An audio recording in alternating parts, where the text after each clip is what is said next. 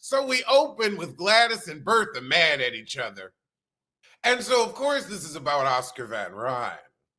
So Train Daddy come in and he's like, look, I'll tell your mama and Oscar what you want me to tell them, but you got to tell me what you want me to tell them. And she is really confused. She's like, I want to get away from Mother. I don't want to get away from you. I kind of like him. You ain't in love, girl.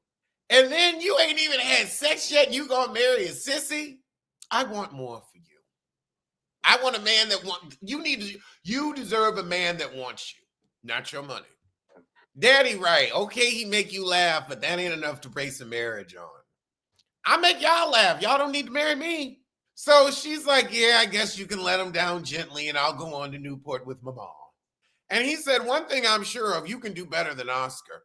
And I'm sure of that too. So we're fine downstairs with Bannister and the gang. The footmen overslept, but they were like, child, ain't that much going on. We let you sleep.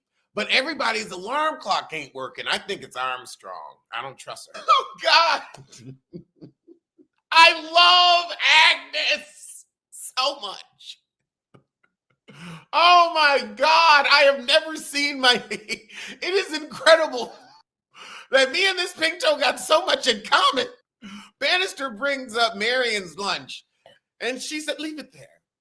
A packed lunch. Do you really take a packed lunch? So after class, Cousin Dashiell and his daughter offer Marion a ride home. Cousin Dashiell is dashing. Over with Mr. Russell at his office, Oscar drops by. Girl, he done brought papers proving his financial status, said I'm going to inherit the house. She don't want you. Go with your boyfriend. You got a man. Oh, he said, I want more from my daughter. Let's leave it there. And now you should go. He know a sis when he see one. Cause I'm sure he got hit on a time or two. Mm-hmm. Over at the Van Ryans, Miss Scott is back and she's like, I need to be busy again. Girl, I get it. Okay, so now we have the widow Blaine working with the young Russell. She cute. She a young widow. I see why he wanted him to meet her. But I think he may have eyes for Marion. Over with the footman, he trying to figure out how his alarm clock work. He gonna end up being Casio or something. However, the Reverend from St. Thomas is dropping by to pay a call on Ada. Agnes is like, what came over you? Have you taken chatter pills? The heifer like them. Over with Mr. Russell, somebody come by asking about that footman that the heifer pappy. That's that heifer's pappy. However, the guy won't really tell Russell what's going on. He's like, it's not my secret. Over with Agnes, she letting Armstrong know, Peggy coming back and I don't want to hear no shit. You've mistaken this for a conversation when I'm giving you an order. Best line ever. You've mistaken this for a conversation when I'm giving you an order. Miss Scott, Armstrong said, what if she's unkind to me? Knowing Mrs. Scott, I'd say you had it coming. Peggy ain't worried with your ass. Over at the Scott Pharmacy, Peggy dropped by to tell her pappy she off. Upstairs with Agnes, Ada, Aurora, and Marion, they get a letter from Lena Astor, who wants to show up and have them heifers help save the academy. However, Aurora invites Marion out to Newport because she got somebody for her to meet. Oh, Marion says, can I bring Oscar? He's been kind of down since he got his ass beaten and lost Gladys. Over in Newport, we got the widow loving the young Russell's designs. They're coming out with Practical Magic 2, September 2026. I never saw the first one. Downstairs with Agnes's people, they're all laughing, happy Miss Scott's back, and in comes Armstrong. You missed dinner. Miss Armstrong come down with a pile of clothes that can be mended, and guess what? Peggy offers to help. We're always a class act. And of course, Armstrong is like, oh, you need a distraction? My work is a distraction? I can manage. But then she takes help from the other girl in the kitchen, the white one. Peggy's just like, oh. Black people been making that face. However, in Newport, we're watching the tennis match. So Marion with that guy that they wanted her to meet, and he seems really irritating. Girl, Marion thought she got away from her date, and he's like, Miss Brooke. Oh, God. Oscar's like, go say hi to Gladys. Get away from him. Ha! So her and Gladys chitting and chatting, and she like, look, Oscar gonna be fine. I hope you two can be friends again. And then up come her date. Are you avoiding me? What makes you say that? So we back with the group at the tennis match, and everybody apologizing to Marion for hooking her up with this dud. He falling down drunk. Oh, and here comes Cousin Dashiell to save the day.